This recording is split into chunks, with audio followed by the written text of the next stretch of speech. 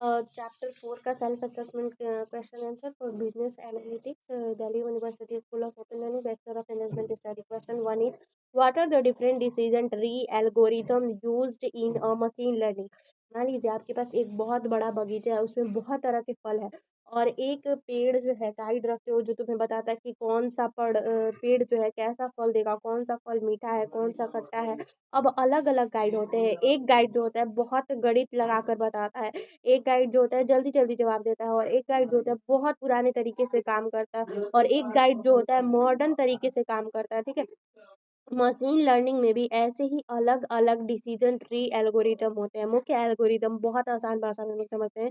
ID3 जो होता है ये पुराना तरीका है, एंट्रोपी नाम का कंफ्यूजन का मेजर यूज करता है, और C4.5 ID3 का अपग्रेडेड वर्जन है। मिसिंग डाटा भी हैंडल करता है और अधिक एक्यूरेट बताता है। कार्ड जो है सबसे फेमस है क्लासिफिकेशन में गिनी इम्प्योरिटी, रिग्रेशन में MSE बहुत फास्ट और रिलायबल होता है। चेट क्या होता है, ची स्क्वायर टेस्ट पर काम करता है, कैटेगरी वाले डाटा में बेस्ट होता है।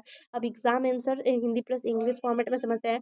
मशीन लर्निंग में मुख्य डिसीजन ट्री एल्गोरिदम है ID3, C4.5, card and चेड point ID3। Entropy पर काम करता है। C4.5 उसका एडवांस रूप है। कार्ट गिनी इम्प्योरिटी तथा MSE का उपयोग करता है, और चेड ची स्क्वायर पर आधारित है इंग्लिश में। The main decision tree algorithm are ID3, C.45, CARD, and TED.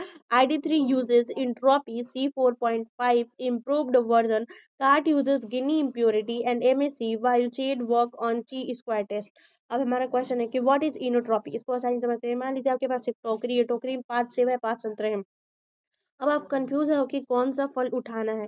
ये confusion is equal to entropy ज्यादा। जितना कंफ्यूज आप कंफ्यूज हो कि कौन सा फल उठाना है, तो इंट्रोपी इज इक्वल। टोकरी में केवल 10 सेब है तो अब कोई कोई कंफ्यूजन नहीं, तो इंट्रोपी कम। तो यही इंट्रोपी होती है। कंफ्यूजन को जो मेजर करना होता है उसको हम लोग इंट्रोपी बोलते हैं। एग्जाम आंसर कैसे लिखेंगे, इंट्रोपी डाटा का कंफ्यूजन या इम्प्योरिटी मेजर है। इंट्रोपी जितनी ज्यादा होती है डाटा उतना मिक्स्ड और अनसर्टेन होता है। डिसीजन ट्री लो इंट्रोपी वाले स्प्लिट को चुनता है। ठीक है ना। Entropy is a measure of impurity or uncertainty in a data. Higher entropy means more confusion. Decision tree choose the split with lowest entropy. Entropy और गिनी impurity में कौन बेहतर है। तो एंट्रोपी और क्वेश्चन थर्ड है हम लोग का कि which matrices is best entropy for Gini impurity for node selection in decision tree. तो दो शिक्षक है, शिक्षक 1 एंट्रोपी ज्यादा गणित लगाकर आंसर देता है, थोड़ा स्लो है। शिक्षक 2 गिनी बिना ज्यादा गणित के जल्दी डिसीजन लेता है, फास्ट एंड सिंपल। दोनों लगभग सेम आंसर देते हैं, पर गिनी इम्प्योरिटी ज्यादातर केसेस में बेहतर माना जाता है क्योंकि यह तेज है। एग्जाम आंसर एंट्रोपी और गिनी दोनों इम्प्योरिटी मेजर, पर गिनी जो होता है कंप्यूटेशनली फास्ट और सिंपल होता है, इसलिए काट में गिन्नी को अधिक पसंद किया जाता है। प्रैक्टिकल यूज में गिन्नी को बेहतर माना जाता है। बोथ एंट्रोपी और Gini measure impurity but Gini is faster and simpler. काट मोस्टेजेस uses Gini impurity so it is considered better in a practice. अब हमारा क्वेश्चन फॉर है write some advantage and disadvantage of the decision tree. तो ठीक है, कहानी से समझते हैं बिल्कुल इसी फॉर्म में। डिसीजन ट्री एक ऐसा टीचर है जो स्टेप बाय स्टेप समझाता है और कभी कभी बहुत लंबी कहानी बना देता है। फायदे क्या है, समझने और समझाने में आसान होता है। न्यूमेरिकल और कैटेगरियल दोनों डाटा को हैंडल करता है। मिसिंग वैल्यू को मैनेज कर सकता है। स्केलिंग की जरूरत नहीं है। और नुकसान क्या है, आसानी से ओवर फिटिंग हो जाता है। डाटा थोड़ा बदलते ही पूरा ट्री बदल जाता है और बहुत बड़े ट्री बन जाते हैं। ठीक है, एग्जाम आंसर में कैसे लिखेंगे, डिसीजन ट्री सिंपल और इंटरप्रेटेबल होता है। यह किसी भी प्रकार के डाटा को हैंडल कर सकता है, लेकिन इसमें ओवरफिटिंग, इनस्टेबिलिटी और कम्प्लेक्स ट्री स्ट्रक्चर बनने की समस्या होती है। अब decision tree are simple, easy to interpret, they handle all type of data, but they suffer from the overfitting, instability and can grow very large.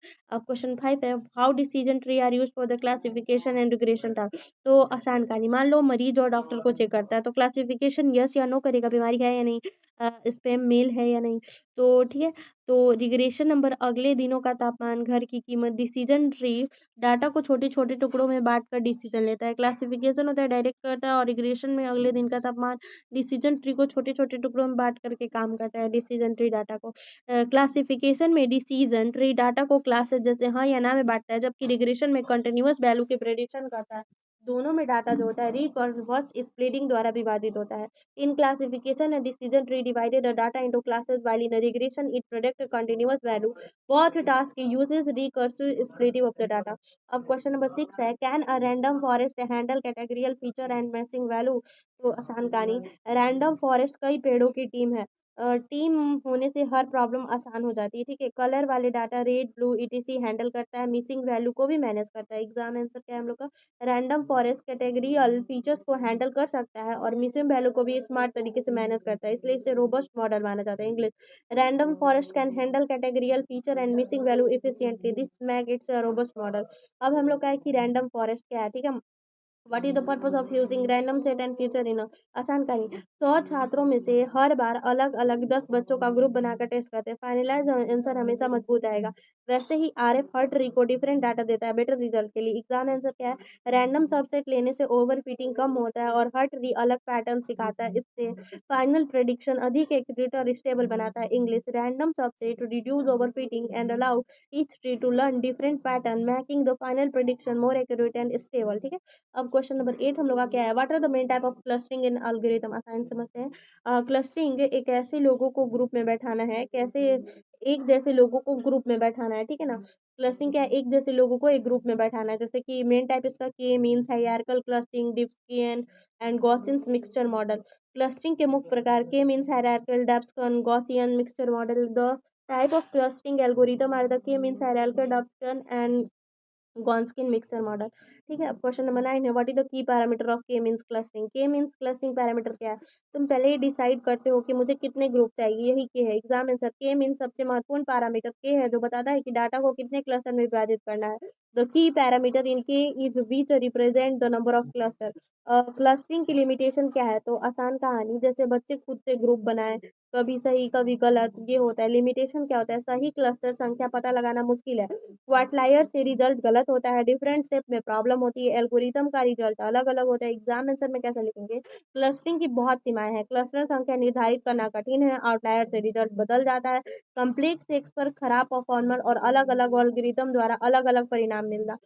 The main limitation of clustering are difficulty in choosing cluster number, sensitivity to the outlier, poor performance on complex step, and different algorithm giving different results, ठीक है। तो ये हम लोग का chapter complete हो गया। Limitation of clustering भी हो गया ना, तो ये लिमिटेशन ऑफ क्लस्टरिंग, आउटलायर से गलत रिजल्ट, जो भी क्लस्टरिंग की लिमिटेशन, जैसे बच्चे खुद से ग्रुप बनाए, कभी सही गलत गलत, तो ये चैप्टर हम लोग का कंप्लीट